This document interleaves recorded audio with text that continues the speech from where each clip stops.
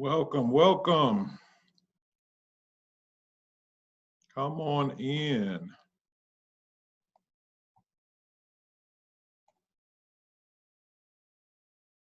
Is that Fred McMurray? How are we doing, sir? Can't complain. Good. We have Michelle Baker. How are you doing, Michelle? You're on mute, Michelle.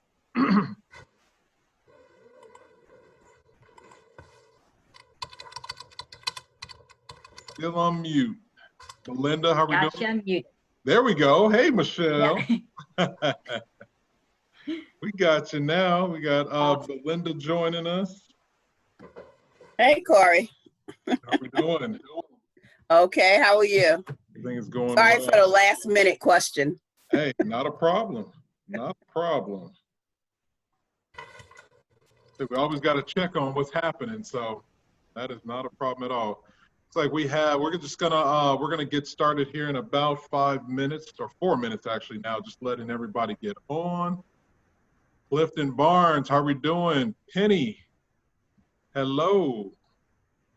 Hello, Mr. Corey. How are you doing? Everything's going well. How about yourself? Great. Just hanging in here. First time on the call. Still working. Okay. Well, we glad you're here. We are definitely glad you are here. Appreciate it. I missed the face-to-face meeting. We miss it too. We very much so miss it too. So we have a superstar in the house, Mr. Howard Burkett. How are we doing, sir? You're on mute, Howard. Oh, sorry about that. I'm doing well, and you? Hey, everything is going good. Glad you guys can make it. For those of you that don't know, this is the networking during COVID. Everybody should know that. This is the 1, 2, 3, 4. This is the 4th event of our 10-event series this month. So you guys are participating in the 4th event that we've had. So truly appreciate you guys participating. We're gonna get started here in a couple minutes, just waiting for a couple more people to join in. I am really excited about this one. Some of this stuff is gonna be new information for some of you guys. Some of you guys might know some of the information, but this one, this is really kind of where the rubber hits the road. So we will get into this in about 2 minutes. While you guys are waiting, if you make sure that you have something to take some notes with. Also, if you're not very familiar with Zoom, make sure that with the views that you have it on either speaker view, or you could have it on gallery view, up to you. There's really only going to be, as far as presenters are concerned, myself and then one other gentleman that's going to be talking later on today. But we will be making this pretty interactive. So definitely make sure that if you want to see what some of the other people are saying, that you do have it on either speaker view or gallery view. Also, just make sure that if you are in a room that is noisy, that you have it on mute just until you actually speak. Because we are having, and I'm going to talk about this again once we actually get started, once everybody's on, but because we have so many events this month, the event participants are going to be a little bit smaller, which, I mean, people are be able to plug in when they can. So with that, it's actually been good because it's been allowing us to be able to have really some one-on-one interactions with people. So we definitely will be doing that today. So with that, definitely be prepared to speak at some point during the event, just to share some of your thoughts on some things. So again, we are going to be getting started in about 60 more seconds. So let's see here.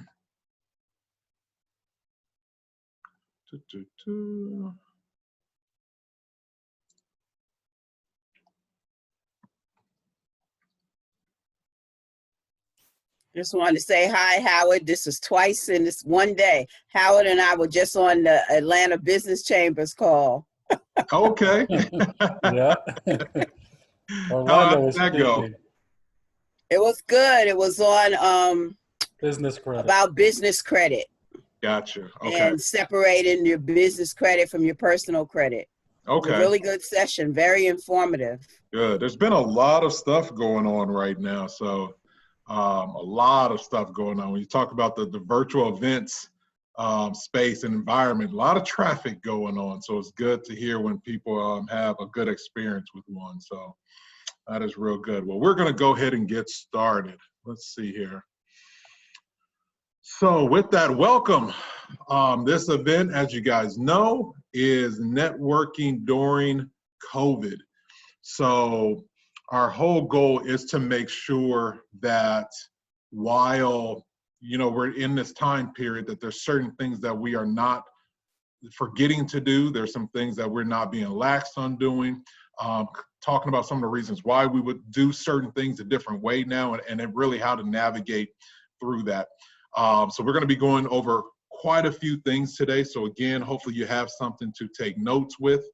And with the event being the size that it is, you definitely are going to have some opportunities to be able to ask some questions and stuff like that. So super excited about that. Let's see here. For those of you that don't know, this is Pro Networker's 10-year anniversary. So August is our 10-year anniversary. So we are super, super excited about that. Last year for our 9-year anniversary, we had an event in Atlantic Station. We had close to 400 people that celebrated it. We had an amazing event. This year we said, hey, we're gonna make it even bigger. And then this small thing, I don't know if you guys heard of this, but the COVID-19 came in and had other plans for us. So instead of us having a large event when it comes to number of people, we said, you know what, we're going to celebrate by having a large multiple events and doing 10 events this month. So with that, we are doing what we call our 10 for 10. We are celebrating our 10-year anniversary with 10 events. Again, this is the 4th event. You can go to Pro Networker, then the number 10.com to see some of our other events that we're doing throughout this month and to be able to participate in them. Majority of them are free. There are a couple events that have a price to them, but majority of them are free. So with that, so again, today is the 4th event that we are doing in this series. So we're super excited about that. Before I get into this, I want to stop the share for a moment. And what I would like to do is that, again, because this event obviously we got 7 people on the call right now, I really want to hear from each of you on why you wanted to be a part of this. I want to make sure that during this call or during this Zoom session that we actually can make sure that we are hitting exactly what the reasons for you being here. So I'm going to start with Michelle. Michelle, tell me your business and tell me what made you join today. Okay, thank y'all for having me. My business is the Vine Recruiting Group, and I specialize in placing engineers, drafters, designers, and salespeople, both in technology, marketing, and predominantly the construction environment. My purpose for joining is I have not had enough face time as far as to be able to meet and to greet, to introduce myself, to see what else is going on in the marketplace, what other people's challenges are, and it's just 100% to network. Awesome, real good. And then let's go with Penny. Tell us what your business is and what made you join today. You're on mute, Penny. Yeah. Hello, good afternoon. My name is Penny Brown, and my business is e-commerce, actually a global plant-based company expanding into 15 countries. And the reason I'm on the call today, this is a new platform for me because I'm accustomed to going to the face-to-face meeting, face-to-face training. So my goal is to get familiar with the social platform that's available out there. I've done a little bit of Facebook and I'm not very good at it. So for me, this is a learning experience. At times I can get overwhelmed by the platforms that's out there, you know, the YouTubes and the Instagram. I don't even have an Instagram account. I do not have a Twitter account. So I am a newbie and I'm here to learn and I'm here to Awesome. share from everyone that's available. Awesome. Real Thanks. good. Well, we'll make sure we hit that. Awesome. Howard, tell them what you're doing while you're here. All right. So I'm Howard Burkett. I'm with Primerica Financial Services. I teach financial education, showing people how to make money, save money, and get out of debt, helping people become financially independent. Reason I'm here is just meet more people. Missed the interaction. Used to go to a lot of in-person events and always looking for new events to go to. Real good. Let's go with Fred. Fred, you might be on mute.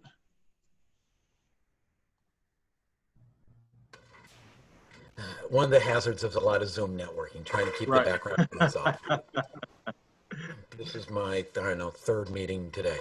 I'm Fred McMurray. I'm with Westvine. We're a marketing group that bridges the gap between technology and marketing.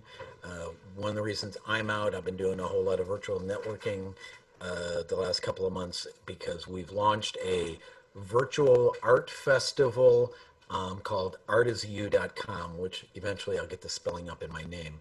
And we're helping artists who are jonesing for the in-person art festivals that are all gone. We're helping them sell their art. And for the next 2 months, our cause is Feeding America. So art lovers can help feed America by feeding their love of art. Gotcha. What made you join today? I've been working on joining events all over the U.S. and actually world to meet people. And I would swear to God that I used to have a Pro Networker subscription 10 years ago. That is possible. It's very possible. And something tells me you might have one in the future. Little foreshadowing. Little foreshadowing. So, all right, Fred, I appreciate you being here. One thing in my title, it's Art Is You. That's the art festival e-commerce site. Okay, real good. Thank you. Clifton, let us know why you're here, sir. Tell us what you're doing while you're here. Hello, everyone. My name is Clifton Barnes with CA&C Video Productions, second-generation videographer. We believe in preserving history through video. And the reason why I'm here is be able to learn how to network, learn any techniques that I might not know. So I'm a life learner. Awesome. Real good. We appreciate you being here. Belinda. Hi, I'm Belinda Green, and I own a special event company called the Comey Events that specializes in catering and balloon decor, among other things. I'm here today because I've been attending a lot of networking meetings and probably anywhere between 6 and 10 a week. And I said, there's got to be something I'm probably missing and I need to know. So I came to learn. Awesome. Real good. And last but not least, Dominic, let the people know what Dominic you're doing here. and why you're here. I am a CRM guy. I'm a sales and technology guy. I heard marketing and technology. We at Sales and Technology Consultants, we bridge the gap between people and technology. So we not only teach and use the software, we teach and use the soft skills required to make more sales. And we do that, you know, with your CRM, but I prefer Salesforce. I'm complete. Awesome. Well, I appreciate that. So we're going to go ahead and jump right on into this again.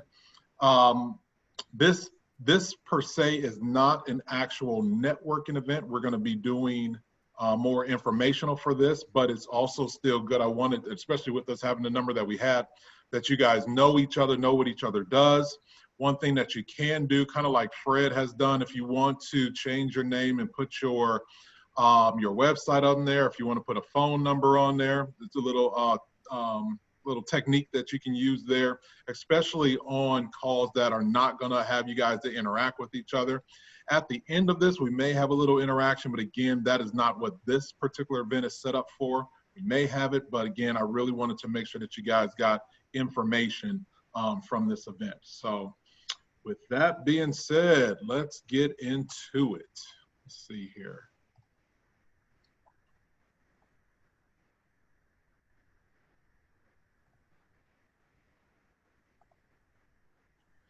Now, I was having a little technological issues this morning, so I had to quickly resolve it. So with that, bear with me with some things here. But let's see here. Let me move this. There we go. All right. So the event purpose today is to show you the importance of virtual networking, why you need to continue doing your networking efforts, but just now through virtual, and then as well as talking about the CRM systems. When it comes to networking, the reason why a person would network is to meet somebody new. This new person that's coming in is what we like to call a new opportunity. So anytime that you bring a new person into your database or your circle, this is now a new opportunity. You never know what this opportunity is going to lead for. It's either going to be a potential client, it could be collaborator, could be a referral partner, so many different things. Could be a person that just gives you some information. I mean, there's so many things, but again, they're all opportunities. When we were all doing face-to-face networking, depending on how many events that you went to a week, would depict on how many new people or new opportunities were coming into your business. As soon as COVID hit, and now there's no face-to-face networking events, those number of opportunities on a mass went down for people. So what that meant was if you're meeting less people, you're now having less opportunities coming into your business. That is definitely not good for a business, especially when there's an outside element that is affecting the economy, excuse me, in a negative way. You definitely do not need less opportunities coming in. It's actually the opposite. You need more opportunities coming in. But that's what now made people have to switch how they were doing things and to now start doing it virtually. As soon as the virtual environment came up, there were a percentage of people who before COVID were doing virtual networking, but let's call it was more so the early adopters. People who, it just wasn't mainstream yet. Corona came in, or COVID came in, and now made that now the mass. So pretty much this is the way of business right now. But as event hosts, so such as myself, we now had to adopt going from face-to-face to virtual. And some of us have made that adaptation and some of us haven't. So it's one of those to where now that everybody's having to go virtual, the number of virtual events that are out there, which might seem like a lot, trust me when I say it is still not the number of face-to-face events that were out there before COVID. So there's definitely been a decrease when it actually comes to that. Now, with that, because that's a decrease, what that means is now there's less opportunity for you to get these, or less chances for you to get these opportunities coming into your business. That's why it is very important that you be very strategic, very intentional on your actual networking efforts so that you can make sure that you have somewhat of a balance or even an increase of these opportunities coming in. So we're going to talk a little bit about that today. The other piece is we're going to talk about CRM systems. CRM systems, customer relation management systems, and how important those are to your business. Now, I say this at a lot of our events. Everybody on this event right now, we are all family. So with that, when you're in a family, you tell somebody when they have a stain on their shirt or whatever the case is, if there's something that's happening that's not right, we're going to talk about it today. So I definitely want to make sure that everybody is ready for that. So I start some of this presentation. I start in all of our events that we have, and everybody here should know who I am, but I didn't do mine. Again, my name is Corey Network King Moore. The company is Pro Networker. We are a resource center for networking events. We let people know about different networking events that happen around Atlanta. Our belief is that if you want to do face-to-face networking and you don't know where an event is, you can't go to it. So that's what we're doing. Again, we're celebrating our 10 years. But for those of you that have been to the event before, I typically ask the same question at every event. So you guys can unmute yourselves. And I'm going to ask the question, why are we here? And you that have unmuted yourself, what is the answer? Make money. One person said it. Now we're going to try this again. I know there's only about 7 people. All right, let's talk. We're going to try this again. Why are we here? Make Money, money, money, Money. money. To make money. We I are would here argue- to make money. Okay. I would argue we're here to build relationships. Well, I would argue Make back money. to you and say we are not here to build relationships. And let me actually tell you why.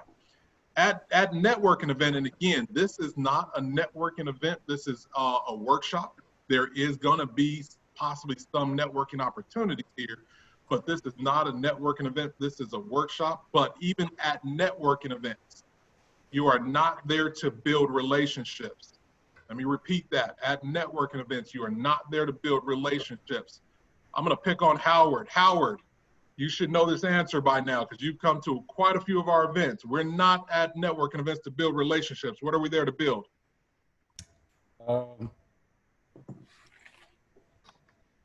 You said bonds? I think you said bonds. That is absolutely correct, Howard. We're there to build bonds. Right. I was thinking of it. You've heard this. I have.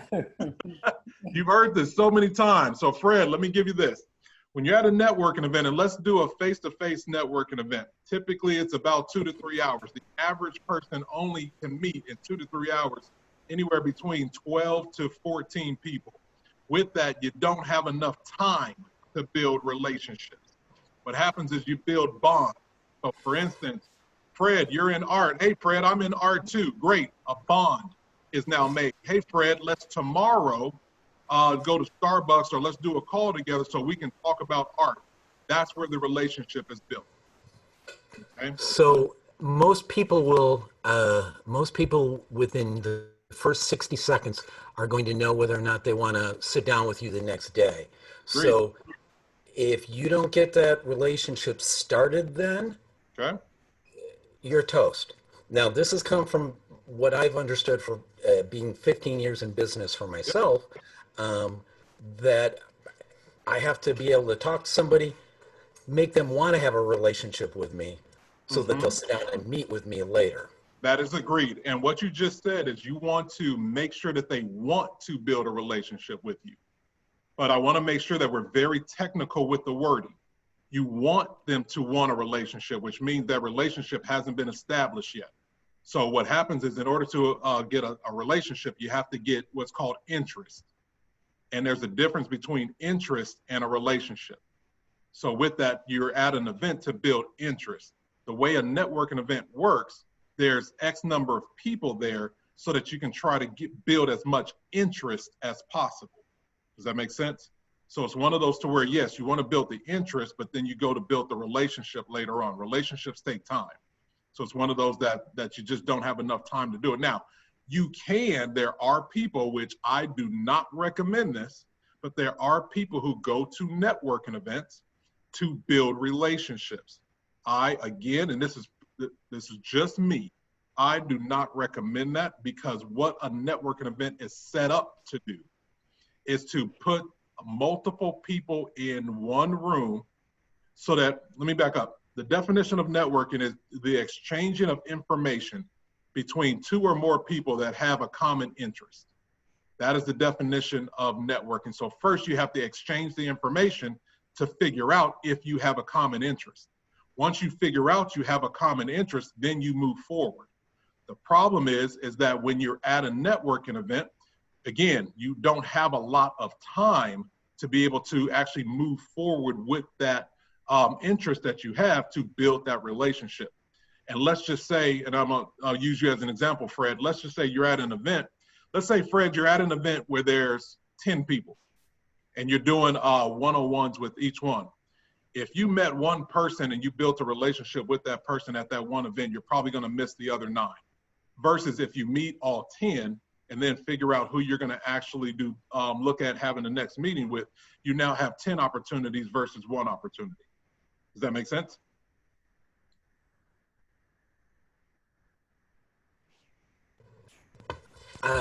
I understand what you're saying.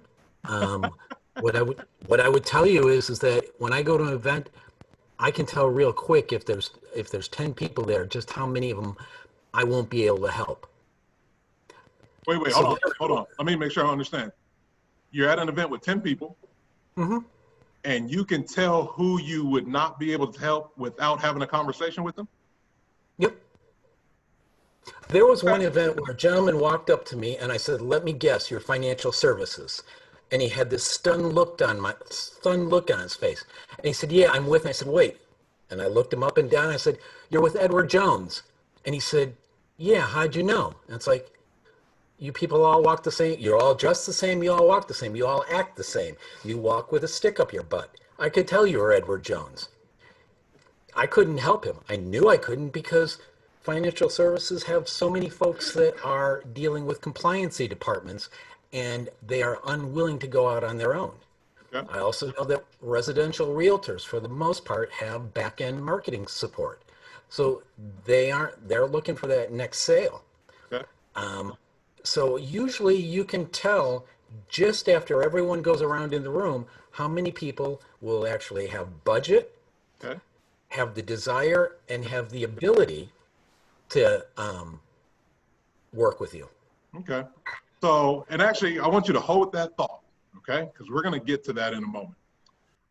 So how to make money at virtual networking. You do not look for clients, Fred. You do not look for clients. And No, that's look for where, referral partners. say again? If you go to I found that if you go to a networking event looking for clients, Uh-huh. you're not likely to find them. You're far better off looking for people who look for the same type of clients you look for. Which So are? for me, I No. talk. You see, have the screen? Those are collaborators. I call them referral partners. Okay, and they could be referral partners. They can, and that's where, see, Fred is a part of this process. So we don't look for clients, we look for referrals through referral partners. How those come out are through collaborators, but these are also people who you can actually do business with, meaning either they are looking for the same type of clients that you're looking for, that's one. There's also collaborators or referral partners who they have a business to where they actually need your service. Sometimes this is rare, but let me give you an example. I have an accounting firm as well, so we do taxes. Well, what's a good referral partner for us are mortgage brokers. Mortgage brokers, when they're trying to sell a house and they're trying to get somebody qualified for the loan, if that person has not done their taxes, that person will not get the loan, meaning that mortgage person will not get paid. So it's one of those to where they actually need a tax person, a part of their database or their Rolodex to be able to refer business to over and over and over. And it's not for me, but it's so that they can actually get paid. You want to see if for whatever reason you have something similar to that in your actual business. If you do, great. If you don't, then that's okay too. But there are people who you can collaborate with to where you can align yourself with. So even in my tax business, a financial advisor might be a collaborator with me. It may be a referral partner, maybe, but it's more so a collaborator to where they would still refer business to me, but we could actually work together to do certain projects, which is a little bit different than a referral partner to where pretty much that person, we may not do projects together, but they still, our products are symbiotic with each other to where either I need them or they need me, okay? Does anybody have any questions on that? Like that part is actually pretty important. Does anybody have any questions or comments on that? You also want to look for services for your business. When it comes to your business, you always want to be on the lookout of how to make your business better. Always, because again, this is also how you can start making more money. A lot of people go to events and they're typically looking for one thing, which is, again, that client. But they're missing out on opportunities to where they might have a conversation with somebody to say, hey, how do you do this in your business? Or how do you do this in your business? Or how do you get over this in your business? And then they start finding about some of these new services that are out there for their business they can start applying and now can make their businesses more efficient. This is actually one hidden gem that a lot of people do not do, where they can actually start increasing how much money that they make in their business. So have a couple sales concepts that I want to talk to you guys about. Slow drip campaigns. Anybody on the call right now doing successful slow drip campaigns? Let me hear you. Other than you, Dominic, I know you are. So guys, mute yourselves. I want to hear if anybody's doing any successful slow drip campaigns. If there's anybody who doesn't know what a slow drip campaign, we're all family. Let me know. We're going to talk about it anyway. So, okay, Belinda, okay. Nope, I Jenny? don't. Okay. I don't. What about Michelle? Do you have any slow drip campaigns? You're on mute, Michelle. Just trying to get my cursor back over there. That's fine. I've just started some. I haven't seen whether they're going to be successful or not, but I knew that was something that I needed to do as far as my business goes. Yes, definitely. Definitely. Fred, do you have any slow drip campaigns? At the moment, we don't have any, although I'm getting ready to launch one probably middle of this month, although I'm thinking about pushing it back till after Labor Day. Got you. Okay.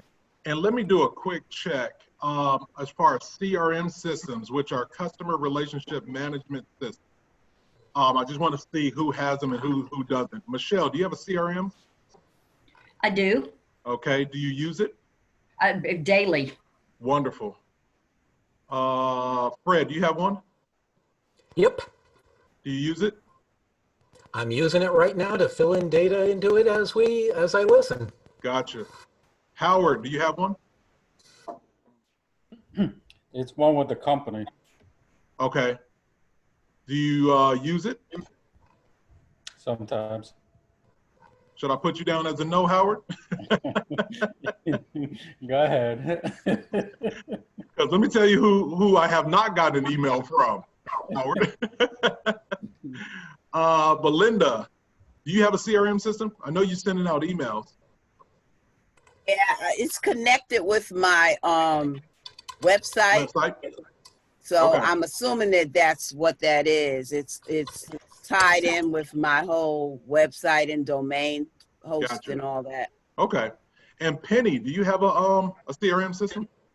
No, I don't. Now, remember, I'm the newbie. I'm just getting started because as a truck driver, I'm actually a truck driver.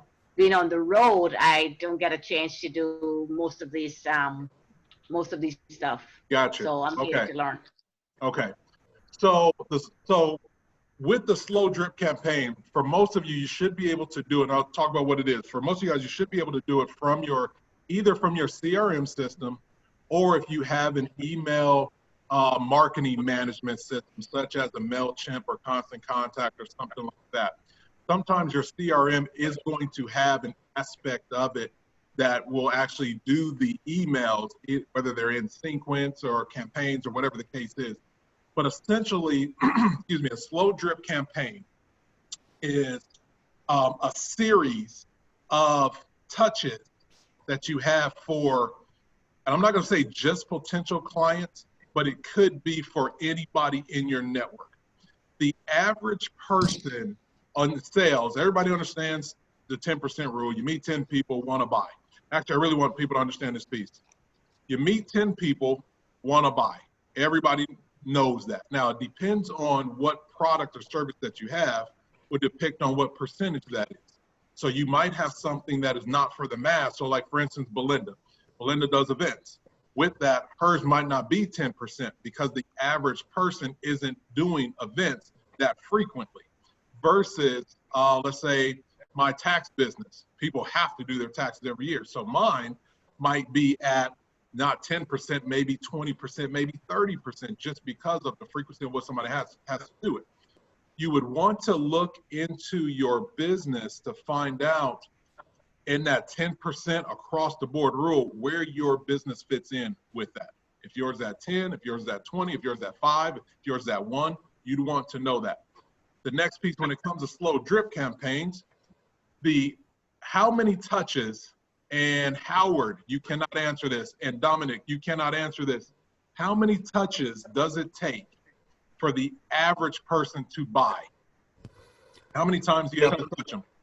8 to 12 times. I say about 8 to 12? 7. 8 Penny, to how many 12 did you say? times. Penny said, I don't Penny, you have any said idea, 7? but I guess 10. Michelle says 10. And is it Andrea? You're just joining us? You're on mute. How many touches does it take for the average person to buy? Seems like I've always heard 9 or 10, something like that. Well, I will say all of you are pretty much correct as far as that's anywhere between 7 to 14 plus touches. Okay, 7 to 14 plus touches. How many touches does the average person do? 1 to 2. 1 to 2. So what ends up happening is the average person is not touching a person enough to even get to that point of an average of sales coming in. And what most people do not understand is that through a slow drip campaign, you're not just looking for clients. There's something else that's actually happening during this slow drip campaign. And all the slow drip campaign is, just call it a system or a mechanism that you have. And let's make an easy one, is that you're sending out, let's just call it a newsletter, that you're sending out a newsletter once a month that is going directly to their email address. It has information a little bit about what you do and how they contact you. That is a touch. Slow drip campaigns are those touches, but multiples of them. So if you had a newsletter that went out once a month for 24 months, that is your slow drip campaign, okay? If you are not doing a slow drip campaign, you are losing money, 100%. 100%. With that, and the reason for that is again, the average person needs these touches, and not just to buy your product, but to actually understand what it is that you do, and then to look at you as them being comfortable to actually look at you as the expert in that field. So it's not even just for them to buy, but just for them to actually feel comfortable with you in that field of what you're doing. Does anybody have any questions on that? Ooh. Distribution centers. This is also where slow drip campaigns come in. There are things that are called distribution centers that are either people or organizations that can actually be a constant flow of either clients or referral sources for you, whatever the case is in your business. But these distribution centers have to feel comfortable with you. So let me give an example. Let's use our newbie, Andrea. Did I say that right? Is it Andrea or Andre? Andrea. Andrea. Andrea, what type of business do you have? It's time management solutions of all kinds, time and attendance, synchronized wall clocks. We do a lot of things. It's all B2B. Gotcha, all B2B. Okay, and what made you join us today? Just want to try to reach out and have some conversations with people. You know, right now, of course, we're not able to gather. Yep, that's true. Meet people and conversations. Okay, so Andrea, I'm gonna use your business regarding distribution centers. Okay. So you are B2B, and how many I'm assuming time management, you're talking about businesses that have multiple employees that have to like check them in as far as time is concerned, like time sheets and stuff like that? Correct. Okay. So you're looking for companies that have, let's say, 50 or more employees, yes? Oh, 10 or more really, but Okay. yeah, 50 10 to or more. 100 is a great place to be. Okay, so let's say 10 or more. A distribution center for you would be a company that has typically clients that have a lot of these people in them. So possibly like ADP, the payroll company, would probably be a good distribution center for you. Well, they actually have their own time clock element, so Okay, now so then they would be a become competitor for you then. yeah. Okay, let's say that they didn't have that, okay? That would end up being a actually, let me say it like this. That would be a potential distribution center for you. Right. It doesn't turn into a distribution center for you until you're actually able to go into them. They are able to look at you as the expert in that industry or the preferred person for that industry, whether they have a couple of them, but definitely you are on that list. Mhm. And they are constantly sending you business. You are one of their go-to people to send you business in that frame. Right. Okay? That's now a distribution center. Mhm. If you have not recognized what these are in your business, you definitely want to, because these could actually really make or break your business. Okay. Staffing companies can be a good distribution center. Who is that? Who is it? Staffing companies. Staffings. Yep. Mhm. And again, making sure that the difference between a distribution center is that, so let's call it a staffing company that does have multiple clients that are using people, and not somebody who could potentially refer your business, but somebody who actually says, so let me give you an example, Andre. The staffing companies, they make sure that everybody that they work with has a time management system, but Right. they don't want to supply the time management system themselves. So they have to use you or somebody else. That would be that Correct. distribution center. Okay. Yep. Does anybody have any question on distribution centers? Can you give me the definition one more time? Yep. Is a company or person or a company or an organization that would really need to use you, but use you multiple times in order for either for their business itself to fully operate, something like that. But it's something to where they have multiple people that it's a constant referral source for you constantly. And there's typically linked to, they need your service, or they really, really want your service in order to do what they can do better. Okay. Once you find, like for people who look for these and find them, typically their marketing cost goes down dramatically, because what ends up happening is, again, you have now built this relationship with somebody, and if you're that preferred person and they're constantly giving you this business, again, you have this money, this recurring revenue coming in, and that way you're not having to go out as much and look for as much one-offs and things of that nature.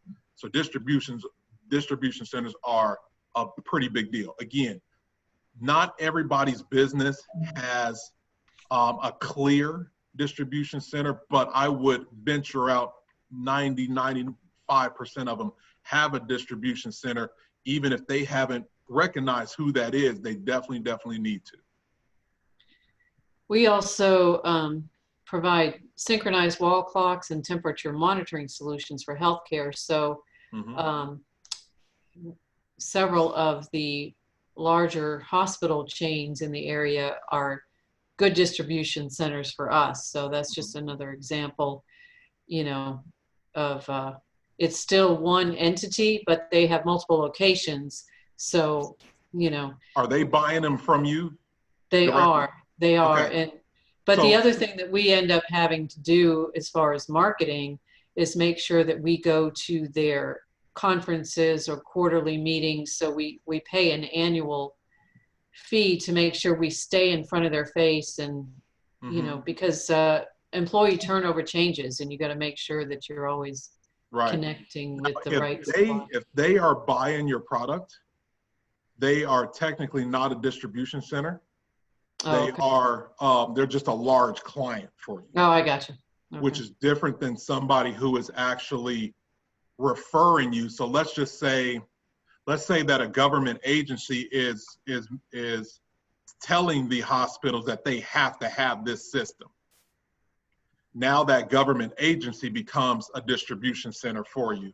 And if you are that preferred vendor, now that's the distribution center. And then the hospital is just your client. It's just let's call it a well of a client, because they have multiple locations or whatever the case is, but they are a client.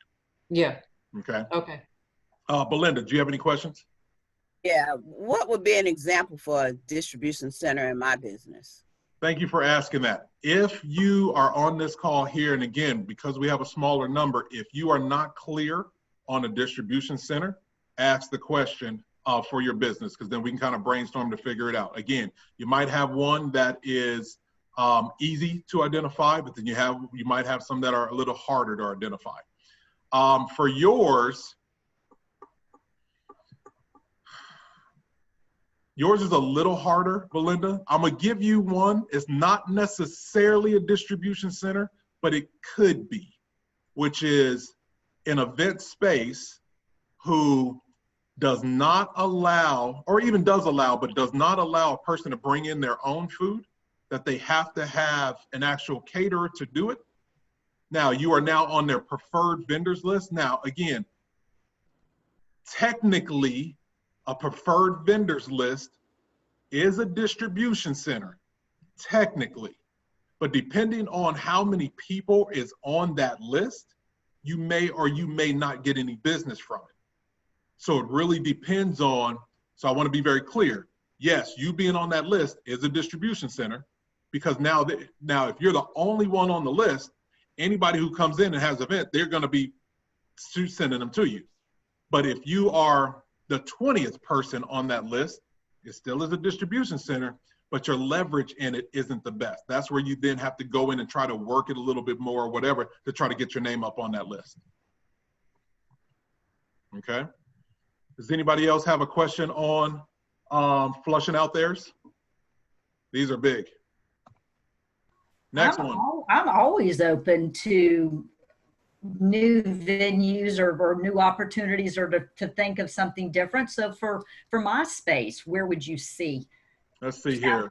Recruiting, where would be good distribution centers? Not, because understanding the difference between them being a buyer, a big company needing you as a partner to provide employees, but what would be a good distribution center that it would run through or would afford me more needs? Dominic I have has an idea one. for Michelle.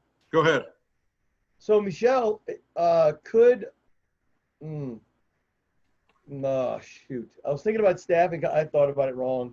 I was thinking about staffing companies. Other staffing companies might go to you for your specialty for their clients. So you're the go-to fulfillment person for them when they're looking for, certain kind of engineer. They may be a, I don't know, like that. It's okay. Maybe staffing company or big construction. I don't know. I don't know. Think about it. So, Michelle. What does Michelle do again? Recruiter. I own my own recruiting company. So I do business development as well as sales. It's me, myself, and I. And my sweet spot of the typical types of individuals I pay, first of all, they're direct hire. And then it's the engineering industry, which is so many different facets of engineering, everything from civil to industrial to structural to process.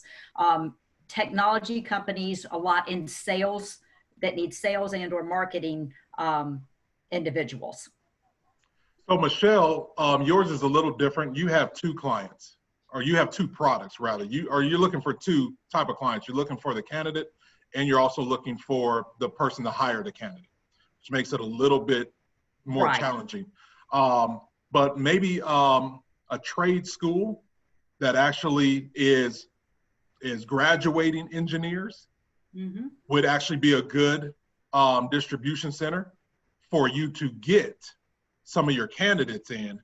Now, I'd have to put some more thought to as far as actually getting them the jobs Right. and stuff like that. I've put some more thought into that. But that's kind of how that piece works. Okay. Okay. Thank But y'all. definitely get with me afterwards, and we can, like I said, if you can't come up, so I'd love to help with that. Okay. Sure. Definitely appreciate that. Next part, cold market referrals. Most people have heard of warm market referrals, but the average person hasn't heard of cold market referrals. Warm market referrals is if somebody calls you and says, hey, Michelle, I found out from you from Frank. Frank said that you guys been working together for years, stuff like that or whatever, so I decided to give you a call. Great. And Michelle, you say, oh, wonderful, yep, I know Frank, love Frank, he's a great guy, blah, blah, blah, great, how can I help you? That is a warm market referral. Everybody knows what a warm market referral is. Mhm. And warm market referrals are easy, super easy. Yeah. What's hard is cold market referrals. And most people are saying, what is a cold market referral? That is when Michelle gets a phone call and I say, hey, Michelle, listen, I was referred to you by Jack. Jack with Farmers. And you say, oh, okay, great. And we start going through everything, blah, blah, blah. You get off the phone and you say, you know what? I do not know who Jack is. I have absolutely no clue who Jack is. But somehow there was something that you did that made an impression on Jack to where he now not only knows you, he then knows what you do, and he trusts you enough to refer business to you. So let me say this again. Jack knows you because you had to meet him somehow you came in contact with him somehow. Right. Somehow, and then that contact, he found out what you did. And then there was something that you did that impressed upon him so much that he remembered you and trusted enough of you to refer business to you. Okay. Now, I want you guys to think about this. When you think about the people who are sitting in your database right now, and let's say you have 1,000 people in your database, I would venture out to say that maybe 10%, maybe 20% of those people, you know. If they called you, you would know who they are. You, oh yeah, hey, how are you doing? Blah, blah, blah. But then there's a larger percentage of people who you're not going to be able to place. And it really depends on how many people you have met, okay?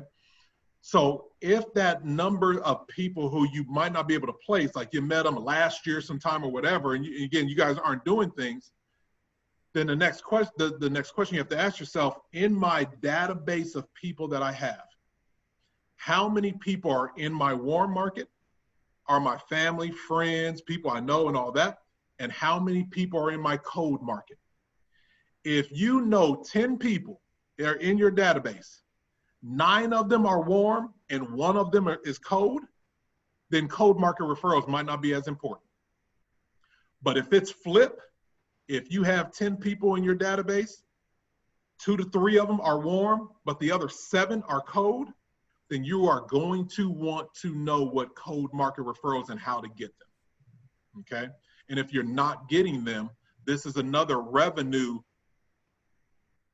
This is a revenue that you're not getting, but because you didn't know you could get it, you're not missing it, which is, let's call it monies that are just sitting there to be able to come, but they're kind of invisible because you don't even know they exist, which is a travesty. So let me get back to Michelle. Typically, there's 2 ways of this happening. Either you have, Michelle, this person has met you, and actually, let me use Andrea because hers is a little bit different.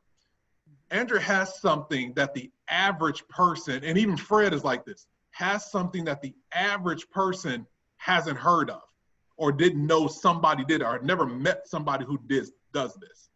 So if they meet you and they were like, oh, wow, oh, you create the systems that for the time clocks and time management? That's interesting. I haven't met anybody else that does that. That is typically going to stick in that person's mind. So if for whatever reason, this person met you, Andrea, at an event, and 2 years later, they ran into somebody who was looking for what you do, they're going to instantly say, you know what, I met somebody who does that. Now, the question is, will they have your information to send to that person? That was the question I was going to ask you. How do you keep that going? How do you keep it now, going? you ready for the answer? Yes. You see on the screen? Slow drip campaign. Okay. So now it's the differences, and Andrew, this is perfect for anybody who has a business. Belinda, this is for yours as well. Anybody who has a business, especially if they're comparatively either rare to their service or they have something that the average person doesn't do all of the time. Slow drip campaigns are extremely important to your business, because here's the difference, Andrea. It's the difference between in 2 years from now, I'm gonna give you a perfect example. 2 years from now, if somebody comes up to me and says, hey, yeah, I'm looking for somebody, I'm about to get all these employees, but I gotta figure out a technological way to keep their time. I'm gonna say, wow, I know somebody. I remember meeting somebody 2 years ago. Actually, let me say Michelle. Michelle's gonna say, I met somebody 2 years ago. But Michelle may or may not have your contact information. Now, if for whatever reason you were able to get Michelle's contact information, so let's say at a networking event, you guys exchanged emails, exchanged cards, whatever, you now added Michelle to your slow drip campaign. Michelle can now say either, yes, I do know somebody. I met them 2 years ago, or she's gonna say, I don't know if I have their information or not, or she's gonna say, yes, I met this person 2 years ago. You know what? They just sent me an email last month. Let me go back, find this email and forward this email over to you. Does that make sense? So that's where the slow drip campaign comes in, especially for somebody who has a service that the average person doesn't have, okay? What you have to do is constantly remind this person over and over and over and over and over and over and over and over again of what you do, so that you're slowly ingraining your name and your business inside of that person's head. It's kind of like when water drips on a stone. If it drips on it long enough, it makes an indentation. That's a slow drip campaign. You want to make an indentation in their head of your product and your service. And you can only do that through consistency and time. Slow drip campaigns is a marathon, not a sprint. What's your recommendation as far as how often is it acceptable and not being a pain in the neck? Very good question. It depends on what your business is and what information you're sending out. Okay, Dominic, you have an answer? Go ahead. If it's good info and they want it, send it 3 times a day. If it's good info and they want it, send it as often as you can, because they want it. Yep. And you know they want it because your information is good info. You're giving more than you're getting in terms of like what you would normally expect.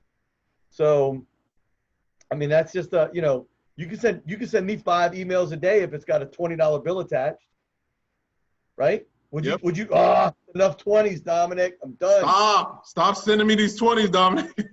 Right. Come on, man. Like if it's good, relevant content that solves their problem, they want to hear it. Mm-hmm. Especially adults. Like I did a paper on adult learners. Like adult learners are cranky. They're impatient. They're frustrated because they don't have time to learn everything. They want to learn whatever's going to solve the problem they're dealing with right now, and they don't care really about anything else. I always use the analogy that my iPod is full. I have a Gen 1 iPod that literally has 30 days of music on it. I could stay awake for 30 days. If I could stay awake for 30 days, I could never stop the player. I don't want to listen to new music. I got 30 days worth. Right. My iPod is full for a reason, so I dig it. Yeah. Anyway, so think about what's good input. What's good input. To more expand on that, yes, he's right. You can it depends on your audience. It depends on your service. So let me give you an example. On my phone right now, I get alerts from CNN about different news breaking or whatever the case is. Some of you guys probably do as well. I might get 3 a day, 4 a day. Well, it's something that I asked for, something that I want to know about breaking news and things of that nature. Now, would I expect to get an email from you, Andre, regarding times, services and stuff like that 3 times? No, not at all. So it really depends on the difference of the business and the service. The average person can get away with 1 a month, the average, okay? That is pretty much what's called, let's call it the default. Okay, but there are actually ways where you can actually still be in your same business and do more than 1 a month. And let me make sure you understand why you would want to do that, or why you'd want to figure that out. When you talk about how many touches it takes for a person to buy, 7, 14 plus touches, let's just say that that number is 12, let's just say. Better yet, let's say that that number is 24. What that means is the average person for this person, it's going to take them 2 years to buy, which again, in slow drip, not that bad. But if you could figure out a way to send 2 things out a month, you've now cut that in half by a year. So, and I'm going to introduce this here in a little bit, but please know, Dominic and I'm going to go ahead and tell you this now because we're starting to get into the meat of this. We are going over a high level of this stuff, okay? A very high level of this stuff. Dominic and I, on the 26th, is putting together a workshop that is going to be available for you guys, which we're going to actually go deeper into this stuff on exactly what it is, okay? So with that, just know that we're going to give you some very broad answers right now, but realistically, some of these things, some of you guys have different type of events to where the solution I would give Belinda is different than the solution I would give Michelle, which might be different than the solution I'd give Fred. At this workshop, Belinda, Fred, and Michelle will both get their solutions, okay? And you will also get a solution on the average person who could only do it once a month, ideas on how you could actually do it twice a month. Andrea, there's actually a way for you to be able to send out your newsletter once a week and not get people to unsubscribe from it, okay? So I say that to say that, again, but I just really make sure that you guys have this concept of what a slow drip campaign is, why you need it, and why it's there. Now, the other piece is, and we were talking about cold market referrals. We talked about a cold market referral based on something to where if you have a product that the average person doesn't have, which is almost majority of you guys, with the exception of Howard, there would a majority of that you guys don't have. Now, what happens is for people who have something that, and Howard already knows this, I can go to an event, I can throw a rock, it will hit Howard, it will bounce off Howard, hit another financial advisor, it'll bounce off him, it'll hit another financial advisor. Howard knows that. Having a slow drip campaign is actually very important for Howard to have because the average business owner isn't doing it. I have a database, an email database of over 15,000 people. So with that, if for whatever reason, all of these 15,000 people were actually sending out a slow drip campaign, hypothetically, I would be getting 15,000 emails a month from these people. I'm still getting 15,000 emails, but it's not from these people with slow drip campaigns, okay? So I say that to say is the number of people that I actually meet compared to the number of people that are actually doing a monthly newsletter is probably 5%, maybe 5%. So I say that to say is for people who have a business that a lot of people are doing, you will still stand out by doing the simple things, which is sending out this slow drip. But that's how the cold market referral works, to where as you are doing these slow drip campaigns, you are slowly dripping and engraving yourself in that person's head so that if anybody thinks about what you do, your name should pop up. And now that goes for your warm market as well as your cold market. And again, if you look at your database and you can say, you know what, in my database, there's less people who are warm, there's a larger number of people are cold, your opportunity now comes into with the cold market, okay? Warm market is easy. It's the cold market that people have a hard time with. But if you can actually get that and do it correctly, then now you're actually winning the game. For those of you that don't know this, and most of you probably don't, again, I own an accounting firm, so we do taxes. I've had my accounting firm since 2005. And when I was really marketing taxes, I was, sending out lots of newsletters and stuff like that. I have not marketed out taxes in the last 4 years because I've been more focused on the events. This year's an exception because when we had to change it, we couldn't do events, then luckily I had the taxman, so I went back to doing taxes. But before this year, we had not marketed out taxes in 4 years.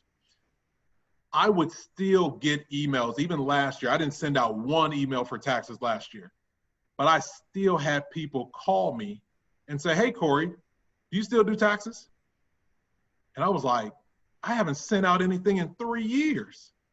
But what I did prior to that was sent out emails once a week regarding different networking events. And I know you guys are like, once a week for taxes? No.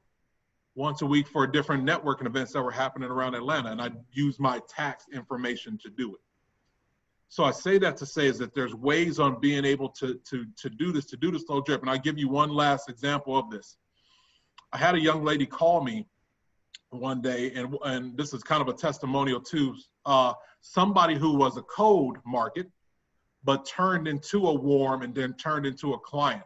I had a young lady call me one day and she said, hey, are you still doing taxes? I said, yeah. She said, well, great. I've been on your email list for 5 years. This is what she said. I've been on your list for 5 years. I've been getting your emails and all of that. Great. And I have my taxes that I need to get done. And I have 5 years of taxes that I need to do. And I own a business. With that, can you help me with it? Now, when I do a business return versus an individual, like a non-business return, the business return costs more money. This one client paid for my systems for years. But then I thought about it. She said that she has been on my list for 5 years. And I was sending out one a week.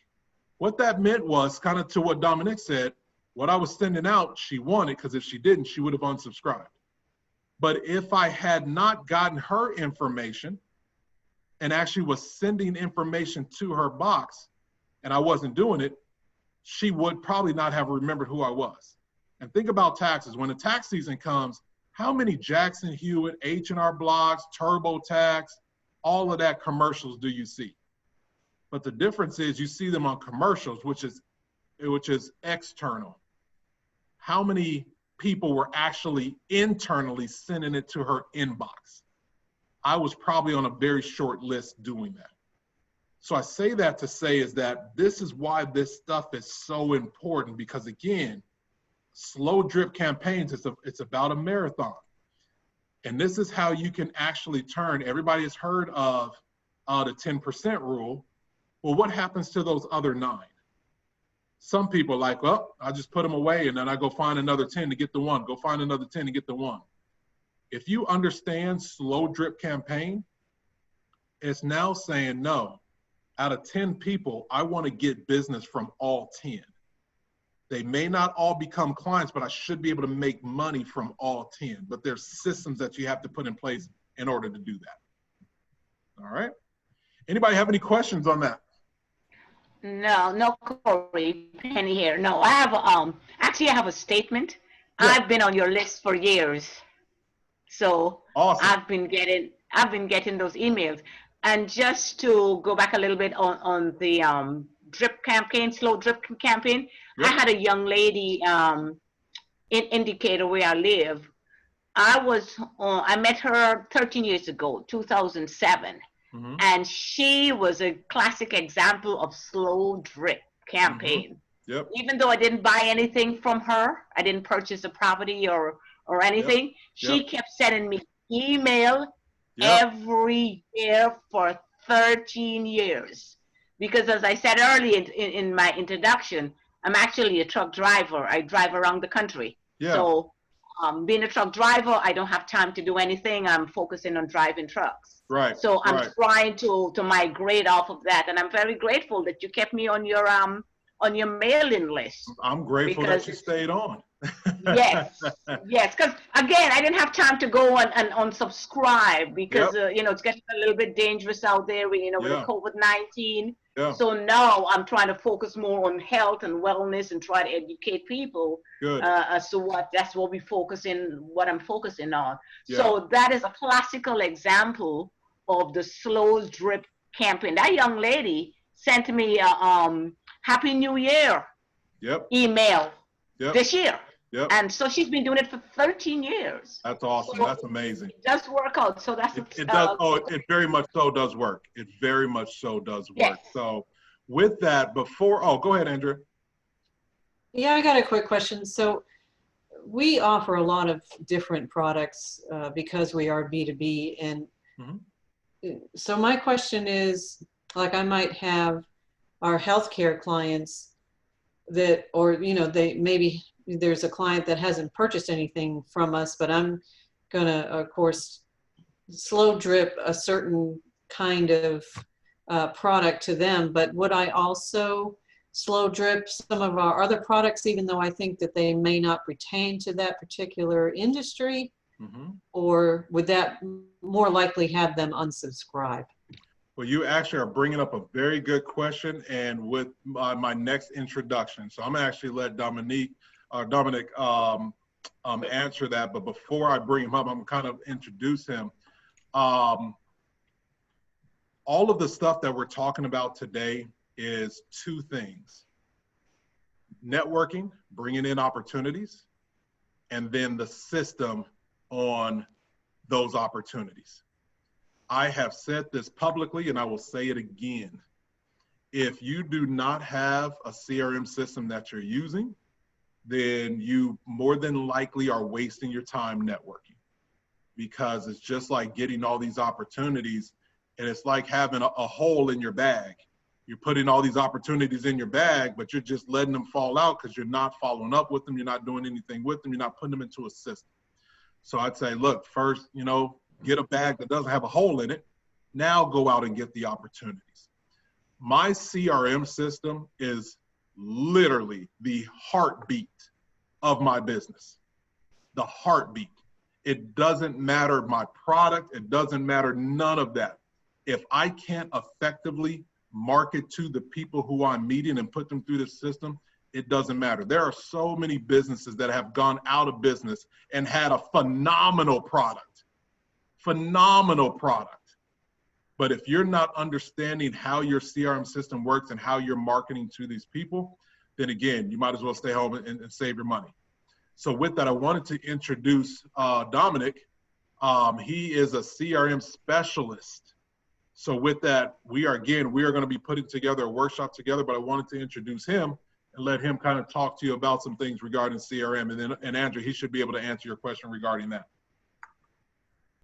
So I like to say it this way. Hi, everybody. My name is Dominic. I a little bit about me really quick. I've been training CRM software for over 2 decades. Now it's only a year over 2 decades, but it still sounds pretty impressive, but I started when I was 3. So what I can tell you is, so a couple things I want to just tell you about software. Because 21 years ago, I remember teaching my first class, and I was teaching people about email. Remember email? Remember when email was new in 1999? You're like, oh, I don't need to learn this. We're not going to use this. Well. How do we like 300 a day now? You've got mail. That would just, like, yeah, that was exciting in 98. But now it's overwhelming, right? So one of the things I can tell you is that CRM is the same way. Software is the same way. And if you want to know why software sucks, does anybody want to take a guess at why software sucks?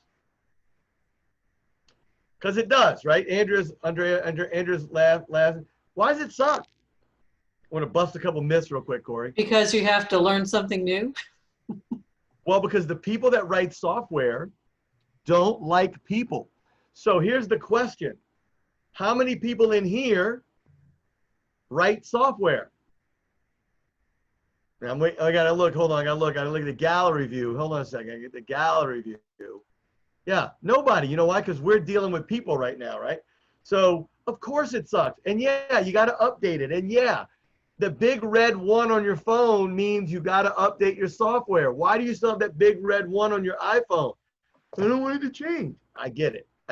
It sucks. I get it, but it's not going away until the zombie apocalypse hits, when that won't matter anymore, right? When electricity cuts off, that's when software will go away.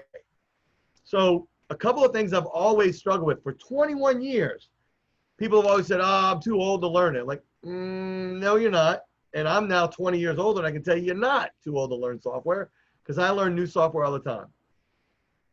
There is a skill that you bring to the party that you can learn any new software if you're just willing to do 3 things. And you're going to apply something you do better than the millennials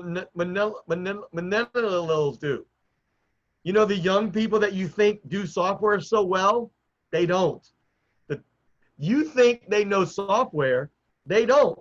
They just don't bitch about it as much as you do when they're learning it. They just don't complain. They just learn it. You know how they learn it? They just click. They just try to get what they want out of it. And that's it. So I'm going to give you a skill that you already have that you can apply to learning any new software. You ready? How many of y'all know how to read? Can you read a book? Millennials can't read a book. So let me tell you what you can do. You can read and you can learn. Got a book I'm reading right now, Power of Peers. You know how you learn software? You slow down. That's step number 1. You slow down. If you want to get fast, slow down. And you read the screen like you read a book. Top down, left to right, 1 line at a time. Okay?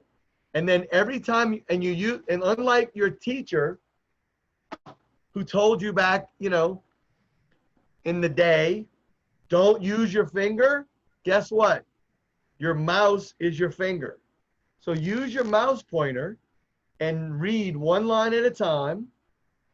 And then anytime your mouse pointer changes, and now, what did I say? Anytime your what changes? Mouse pointer. Your mouse pointer. That means your eyes and your mouse pointer are in sync. So you're actually seeing what's happening on the screen, because most people do this. They go, oh, I'm clicking and you're clicking this way and looking that way going, I don't understand what you're talking about, Dominic. I'm like, no, you're not reading the screen. You're just spazzing out, because it's natural to spaz out. You're a human being, right? So how many people have glasses like this? You know the difference between these glasses and these glasses? Anybody? One of y'all know it. These are progressive bifocals. These are not bifocals. And I like talking to older people because they know what progressive bifocals are. You know how when you first got if you haven't gotten your first Corey, your first pair of progressive bifocals yet, You haven't discovered presbyopia, which is just your eyes getting old, right? So when you get progressive lenses, that means there's no line, so you look cooler because you're trying to stay cool. Your doctor will say, it'll take a couple days to get used to these lenses, right? It'll take a couple days because when you first start with these lenses, there'll be a focal point. There'll just be a little spot on the paper that's in focus and everything else is blurry. Do you know what that's called? Reality. That's how your eye works. You don't see when you look around your room, look around right now. You don't see everything in focus. Do you know what you see? You see 98% lies that your brain is telling you.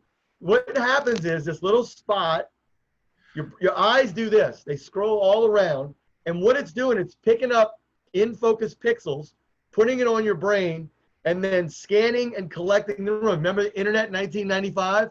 Hey, Dominic, you got 3 minutes. I got it. Well, listen. That's what your brain's doing so that when you look around, it can lie to you and you think everything's in focus, right? So you can read the screen, but if you want to get fast learning software, you got to slow down. Now, why CRM? Because spreadsheets suck, and I'll tell you why they suck. 3 simple things. Number 1, there's no data control. Because when you send out the potluck spreadsheet and the phone number field, you know, Bob puts in his phone number and he says, don't call after 7. And he puts it in the phone number field.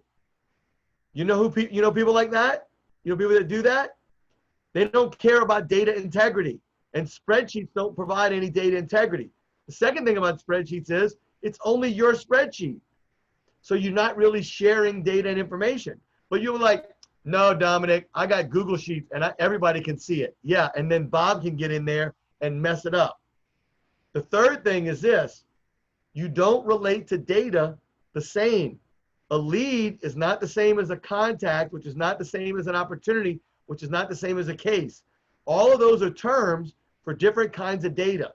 And different data means you should relate to that data differently. You should use that data differently. It causes different behaviors, and behaviors are what create your results, right? So CRMs don't let anything fall through the cracks. It keeps everything in one place. It keeps the data for example, after you graduated high school and went to life, right? The first couple of years you were in an apartment, you might have had, your laundry in the kitchen.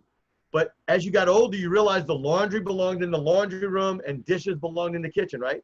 So everything in its place, in the right way, is a much better way to deal with your data. So you can pull up contacts with birthdays if you want to do something with them versus leads with birthdays. Like, you're not going to send everybody a birthday card. So you can target, analyze, and choose to use the data that is the next right action for you and your business. So I'm going to leave it at that and talk to you about, look, and look, what a CRM really does for you, and it's from the book, this is David Allen's new book. David Allen wrote a book called Getting Things Done. This is his new workbook. I haven't really dissected it yet. The biggest reason to have a CRM is you get the madness out of your head and you put it in a trusted system. And when the data is out of your head, you're not using your memory to remember what to do next. You're using a trusted system. You then lose all the stress that trying to keep things in your head is causing, and you can now think. You can make better choices. And choice is better than no choice, and better choice is better than whatever reaction you have. So CRMs give you the power and ability to lower your stress, think clearer, be more productive, and actually make more sales in less time. If you're in sales or service, either one, it works both ways. So find, get, and retain your customers is the function of a CRM. You can find them, you can get them, and you can retain them. That's it, Corey. And we're going to go through that, and I'm going to give you a CRM, and I'm going to, for free, for 90 days, I'm going to teach you how to use one that the principles will apply if you take our class. And that, by the way, the value of that software for 90 days that I'm giving you for free is $75 just for yourself. So the price of the course that Corey's going to talk about for 50 already comes out ahead, because you'll not only get a CRM, you'll learn how to use it. Even if you don't continue with it when it becomes time to pay for it, I'll show you how to get all your data out, and you can apply it to whatever you are using. Corey, I'm done. And Andrea, did you get your answer out of there? He said it, but I want to see if you caught it. I'm not sure I really caught it. Okay. But when you have a database, and let's say you have 10 people in there, and you have these 10 people represent a couple different things. So let's say 3 of them are clients already. Let's say 3 of them are not clients. Let's say the 3 of them that are clients have a particular, one has one product, one has another product. You can actually do what's called segment your list to break it up into what you think that you would want to break them up in, so that you can then send targeted messages to those people. Relevant messages. Yeah. So the worst part about an email blast, the kind that your uncle sends out when he says, "Oh, Applebee's is giving away blah." Remember those? The forwarded emails with the junk and all that kind of, right? That's the same as sending all your customers the same email.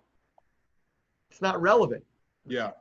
When you collect data and use it, learn how to use the data you collect to do that exact thing, that segmenting and targeting. And look, it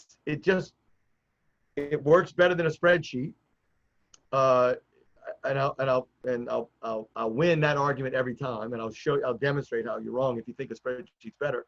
But I don't care which CRM you use, it's always better than a spreadsheet, and Salesforce is the best CRM on the planet. But I'll get in that argument with you later.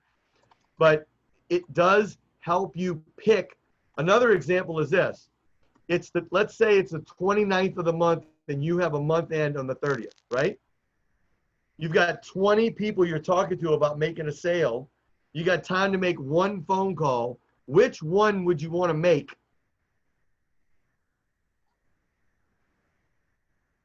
This isn't television. I'm asking a question. This is the way you answer back, not television. I know it looks like a television because I'm on a screen that looks flat, but I'm very much want to get in your head. So who do you want to call? If you got 30 people to call and you can only make one call, how would you pick? How would you pick that one person? What's that? Respond to you. The one who's closest to buying. How would you know which one is closest to buying? Well, you could feel it, but what if that feeling was just a burrito you had yesterday that really hasn't settled? What if you picked the wrong person, right? So the deal is you got to use data to drive the best decision. Who has all the data filled out? Who had all the conversations? Who did I already present to? Who am I just waiting for a signature from? And if you're trying to remember that in your head, you're not making as many sales as you can because your brain can only hold so much. So you let the software do the telling, you do the selling. Tells you who to sell to. Does that make sense? Exactly. Absolutely. Target. Yeah. So does anybody have, and we're going to get into this last piece, does anybody have any questions so far on everything that we went through? Is any of this new information to anybody? To me, it is. Fred's shaking his head. Fred knew all of it. Fred, I'm gonna have you teach the class on the next one. How about that? No, I loathe Salesforce, but we used to do Pardot Consulting, which is the marketing automation piece for Salesforce. I loathe it. I built my own. Yeah, you and Dominic could probably. They're worth hate. Listen, they're worth hating if you know how to do your own. But for the world, it is a little bit. Yeah, you and Dominic could probably geek out together on this stuff. Well, those of us that aren't software people. My position is simple. Salesforce came out with a product for $25 a month, and it's a CRM that you can start with by yourself, and you can grow to 100 million people on it, and you can't outgrow it. You cannot outgrow that platform. Any other platform in the world cannot say that other than Salesforce. Oracle might argue, Microsoft would argue, but we can win that argument by the numbers and truth. So it's been reliable and it is tough because Salesforce is completely customizable, and that means anybody can screw it up any way you want. So awesome. So this is what we're going to do. Let me show you this last piece, and then we will wrap up.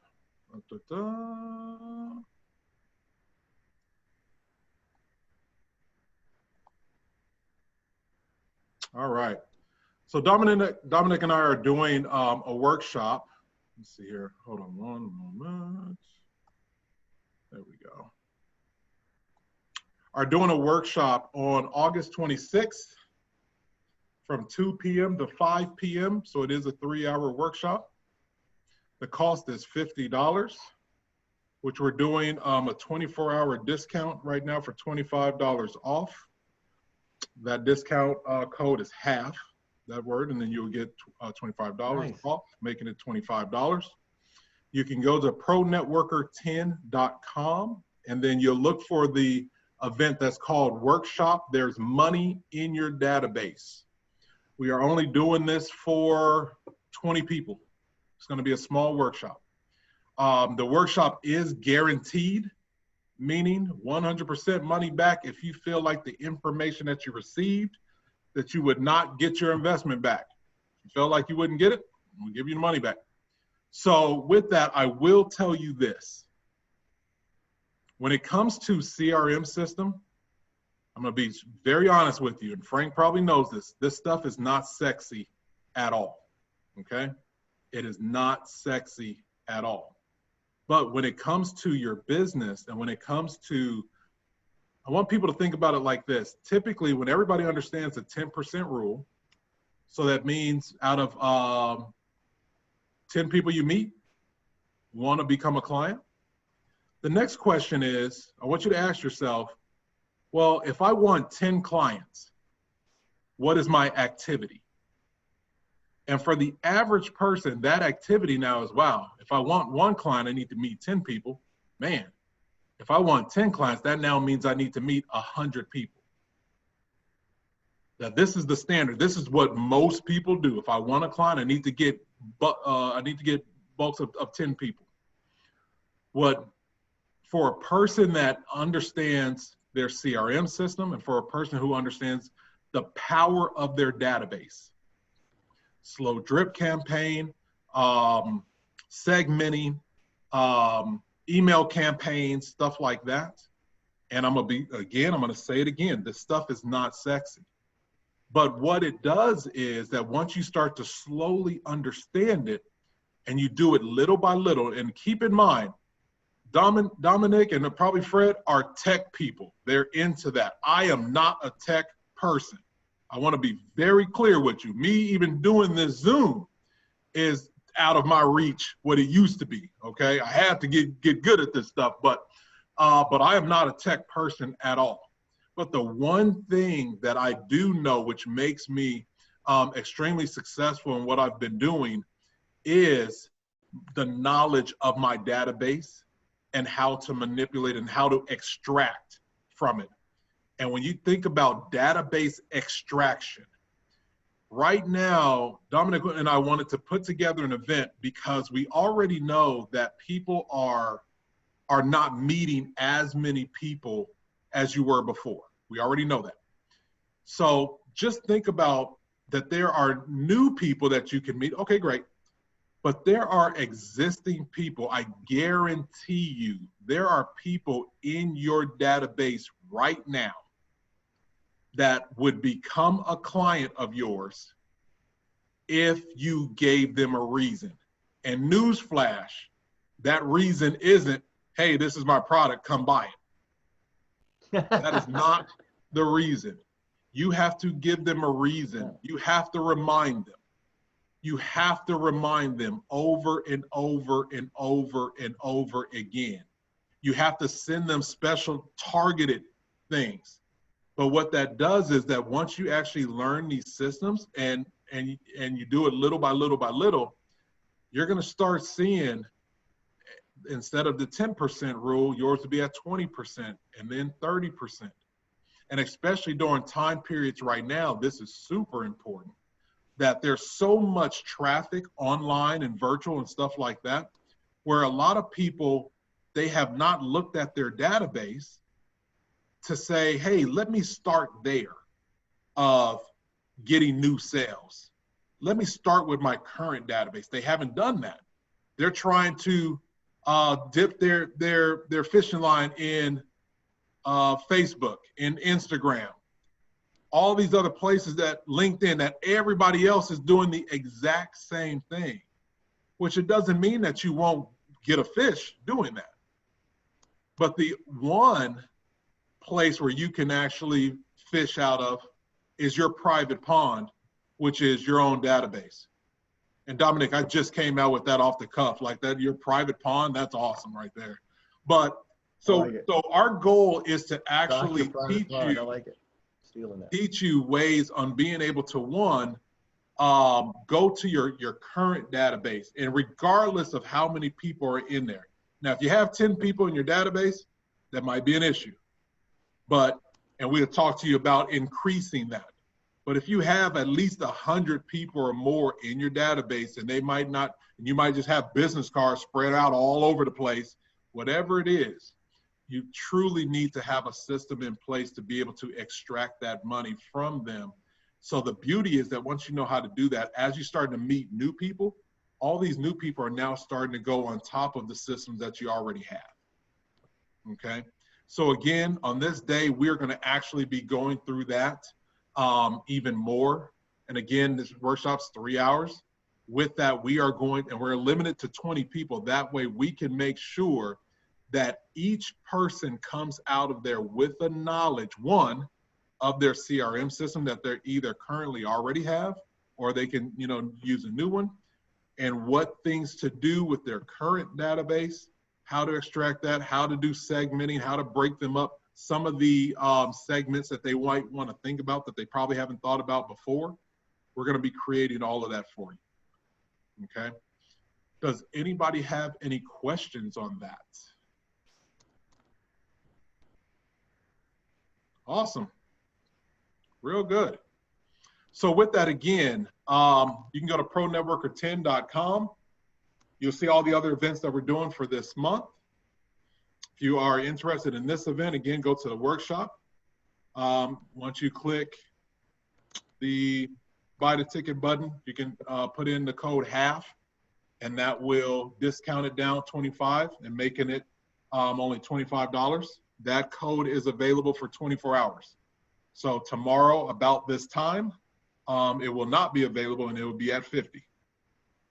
I am recording this call, so if you have any questions on I didn't hear you say that, then I will send you the call and let you hear that I did say that that is only for 24 hours, all right? But does anybody have any questions, comments, any nuggets that they heard today, anything that they'd like to say before we get off? And if you don't say it, then I'll probably pick on somebody and just call some people out. Doug, how we doing? I didn't say hello to you today. Hey, Corey, doing good, doing good. I got too many business owners to track, and so this is very interesting to me. Good, good. I tried to do the spreadsheet thing, but yeah, he's right. That was a waste. Well, here's the thing.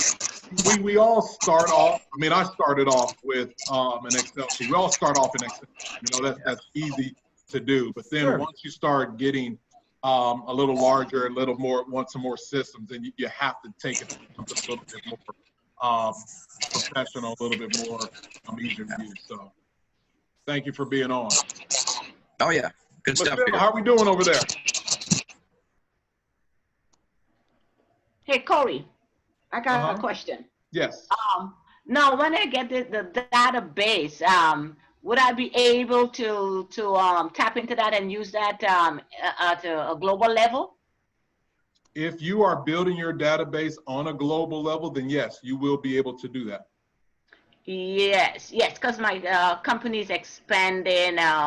We're opening up in India, Turkey, and Colombia, South America this year. And then next year we go to United Kingdom, England. Yep, you will be able to do that, yes. Okay. Good. Michelle, how are we doing? Tell me something good. I'm doing good. I learned about distribution centers, and I'm still trying to figure out where I can find, from a client perspective, Yeah. a better distribution. I always have people, which I love when people say, you know, some of them are warm and some are cold. Hey, Yeah. Michelle, can you help me find a job? Which I would love to help every single person. And if I can create an opportunity, I do. Yeah. But I'm looking for more companies that want to utilize my talent and resources, in addition to the individuals that are looking or need to make a change. Michelle, send me an email when you get a chance, and just saying, hey, on the client side, this is where I'm getting some of mine right now, some of my clients from. And then I can kind of come up with some ideas, because again, I'm not going to say all businesses have distribution centers. I would say majority of them do. Right. Some of them like to hide a little bit, so we might have to put a little bit more work in finding it out, but I would love to help in putting that work in. Okay. Okay. Thank you. Awesome. Fred, how are we doing? I'm still alive. Question for Dominic.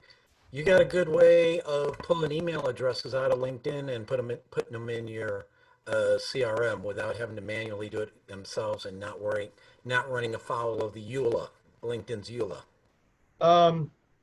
LinkedIn changed their privacy policy, so they changed the default settings recently, so that when you download all your connections, you don't have the email. So the best way to do it is, you know, the old Chinese, or whatever the proverb is, whoever did it, like the best time to plant a tree is 30 years ago, second best time is today. So that doesn't hold true at all, but I thought it was funny.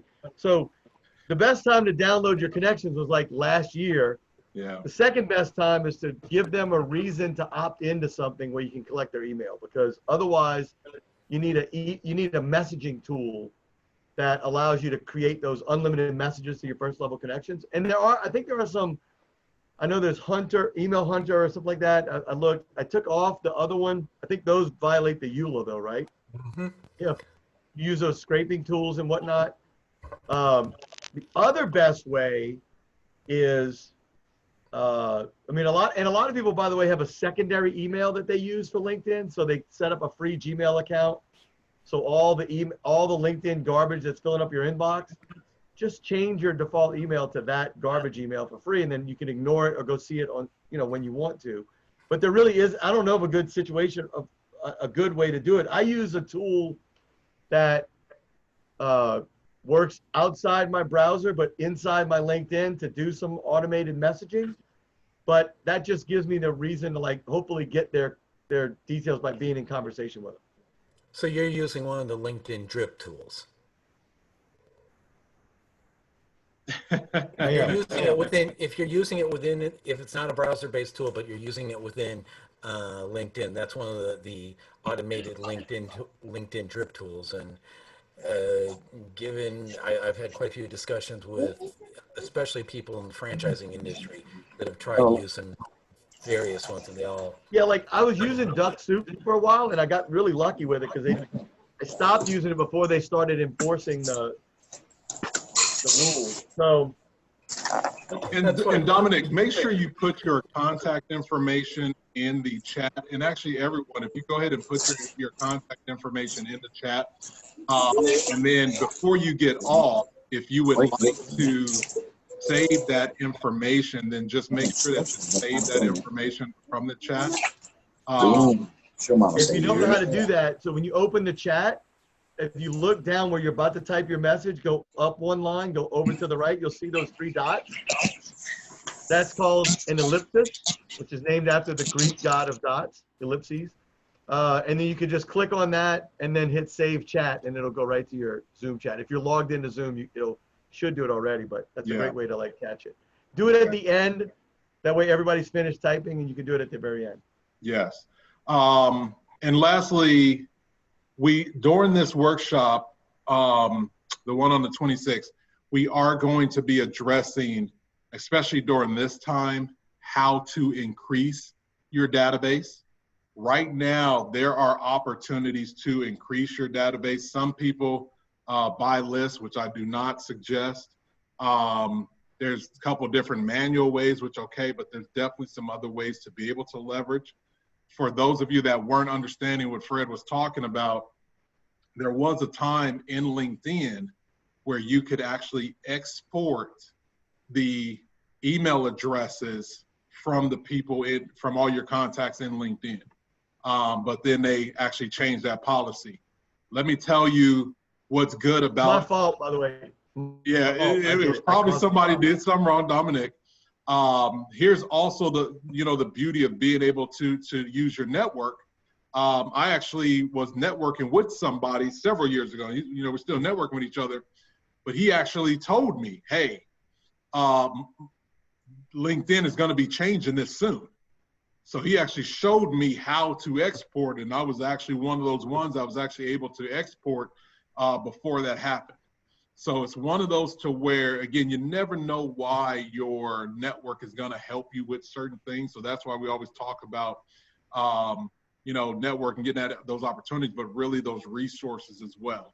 So, but Fred, there definitely are some ways to build a list, especially right now with everybody being virtual. So we're going to be actually discussing a lot of those strategies in the workshop as well. It wasn't the first 10,000. I got those out before LinkedIn stopped it. Good. It's the 900 connections I've had since then that I haven't put in. Gotcha. Yeah, I hear you. That's the big challenge. And what I will tell you is this: the way that I think think about the right way to do it. I've done it the wrong way many times. I can tell you that every mistake that I teach is because I've done it 10 times. Probably like Fred too, right? So the right way to do it is to engage in a meaningful conversation with somebody. And at the end of that conversation is, let me get your email and I'll follow up, right? So try to do that. It takes a little longer, but it builds, I have 10,000 connections, but I don't know most of them, and I didn't even try to get a bunch of them because a lot of students, a lot of junk and whatever. So I think rethinking your LinkedIn strategy is important. There's a lot of people out there teaching the same. They all took a class 3 years ago from one dude, and they're all now experts in teaching that same class over and over again. But the real thing is, can you just be real with people? Can you connect with somebody and find out what they need and see if you can give it to them? If you can't, then what are you doing in sales?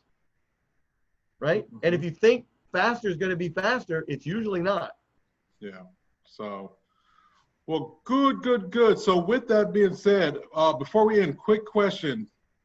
Doug, you signed up for the workshop, but you didn't use the code. Was that a tip? Were you giving us a tip? That's because I couldn't find a spot to put it. I was like, where does this code go? Got you. I'll get that corrected. Okay. Yeah, I figured you guys would be able to fix that. I was like, man, maybe it's a tip he's giving. I so, but with that, typically when you click, there should be a place that says enter promo code on there after you hit click tickets. So with that, there's a place that says enter promo code. So real good. With that being said, we truly appreciate everybody being a part of this. I hope you learned something. Truly hope that this was valuable for you. Make sure that if you have not put your contact information in the chat, that you go ahead and do so now. Make sure that you save the chat before you jump off. I'll make sure everybody has enough time to do that. And again, I truly appreciate you guys supporting us in our 10-year anniversary event. So our next event is actually next Wednesday. Next Thursday. I think it's Thursday, the 20th. Actually, the next one is the 19th. Oh, yes, there's one before, because I signed up for the one on the 20th, Yep. which is the Black Business Virtual event, virtual networking. Yes. Yes. Yeah, we have one on the 19th, which is Circle of Firms, which Circle of Firms is business to business networking. That one's only going to be open to about 20 people. That was going to be a curated networking event. So there's going to be some very strategic networking with that one. It's only open to business to business. I think that ticket is $20. And then we have Black Foodie Friday event, which is open to everyone. We're going to be supporting Black restaurants on the 21st. On the 25th, with our Women in Networking event, we're going to be doing for-profit supporting nonprofits. So we actually did one yesterday, and we're going to be doing it again on the 25th. So if you are a for-profit business and you are not supporting a nonprofit and would like to, we actually gave ways on being able to do that. So again, that's through our Women in Business event. And then on the 26th is this event, the workshop that we're doing. And then on the 31st, we are doing kind of a thank you event. So we're going to be thanking everybody for the whole month. And that is our thank you. I'm actually thanking my network. So that's going to be a great event. So again, go to pronetworker10.com and you'll be able to see all of these events. And other than that, Dominic, you have something you want to tell the people? 15 seconds, Dominic. I apologize now if you think I'll probably lead a very boring, uninteresting Salesforce class. If you attend for 3 hours, it'll be just reading from a phone book. Right. Not really. I think you'll get the idea that I'm passionate about it. I care about it. I care about you making more sales with less stress in less time. So whether you use Salesforce or not, honestly, the principles that I teach work for every CRM because I've trained just about every CRM on the planet. Yeah. Fred, I already sent you a LinkedIn request. I've corrected your link because you typoed it. And somebody else had a typo. I didn't get a chance to fit it. Oh, yeah, Penny. There's a www dot instead of a comma, but I didn't fix that. So that's okay. Don't worry. We'll get it. We're smart enough to read and figure it out. So awesome. Thank you, everybody. Good. I appreciate it. We truly appreciate everybody. And we will see each other at the next event. All right. Thanks, Corey. Thanks, guys. Appreciate it. Yeah, thanks, Corey. Have a great Thanks, Corey. Awesome. Don't forget to download the chat. Download the chat if you have not done so yet. All right. Thank you, guys. Bye-bye. No, I haven't downloaded the chat. I haven't downloaded the chat as yet. Oh, yeah, okay. Ooh, I was just about to. You see where to do it? No. Where do I do chat? Go to chat. And where it says type message here, go up one line and go to the right next to the file box. There's 3 dots. Right. Hamburger man. Okay. Click those 3 dots and hit save chat. Okay, thanks. See, and then it'll save it wherever it saves it on your computer. Just go look for it. Yes. Okay. We learn something new every day. Hey, Doug, stay on for one quick moment, okay? You don't need me, do you? No, you're good, Dominic. Thanks, sir. All right. So, Doug, I am going to refund this. Okay. And then I could cancel it, I guess, and I could try again. Yes, I'm just going to refund it and just cancel it, and then go to that link, and then in there you should say it should say promotional code. Enter promotional code. Okay. I thought maybe you might have forgot to put that link in there. No, it's already there. Yeah, you got to put the code. And Penny, it'll save it once you click off of it. Once you log out, you'll then see it saved, and then you'll see a place where it'll pop up and say, where do you want to save it? Okay. Thanks, Corey. Appreciate it. Talk to you soon. Bye-bye. Bye. So I'm looking now, Corey, and it's got contact information, payment, ticket name, and then place order. Okay, hold on one moment. Let me maximize my. No, it's. And that's kind of what I said to you. I'm like, it must be on the next page. Right? If I need to place an order, it's gonna place the order. All right. So if you see where it says, entry limit 20. Yep. Right above that, you see where it says enter promo code. No, it just says here. Hold on. Let's see. If you can see it or not. Okay, wait a minute. No, no. Go back one. Yeah. Okay, right there, up at the top on the left. Oh, didn't even notice it. Right there. All right. All right, Penny. You can log off, Penny, if you'd like. Is it uppercase? Is it case sensitive? It doesn't matter. Yeah. And it's just half, HALF. And then we need to get together. I guess I got to get back on your app. It looks like you have. Yes. You still have an app. I don't know if you are or not, but we're not. We're. You know what? Because and I did this refund, so you should have gotten a message for that here. We have not done anything with the app as of yet, just because just because we haven't. So with that, we are going to, within the next 3 months. Okay. Yeah, and I figured with the COVID thing. But I am going to have some things just for the members, though. Okay. So, like, for instance, next week, the Circle of Firms, I am going to make that, I'm deciding. We're either going to make that free for members, or we're going to do a separate event. But there's going to be, we are going to do some stuff that's just for members because we have some announcements to make and stuff like that. So. Okay. All right. And then when is that the next live event? Are you going back to? I'm sure you will eventually, but the next is there any live live one, next live one won't be until, like, honestly, we're not going to do a face-to-face event until they come out with a vaccine. Oh. Yeah. And really, we're waiting for the election to be over, so this all go away. Yeah, it's really just to make sure people are safe. Yeah, like we don't even want to do it. I know Joel is looking at trying to have an event in October, which I don't think is gonna happen. Yeah. We're definitely after the election. You'll look back and say, "Remember that time when they made us wear masks? How ridiculous that was!" right. Like, yeah, Right. nonsense. Yeah, but no, I hope this was good for you. That workshop you're doing is going to be I got great. a little bit late. I still picked up some good tips. Good. I'm glad you did. So, hey, good seeing you. Tell the wife I said hello.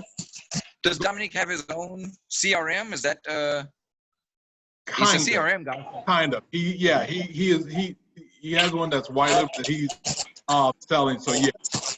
Okay, that's fine. But get his information. You can definitely reach out to him. Okay. All right. Fair enough. I figured during the workshop he would bring that up. Yeah. I think he'll do it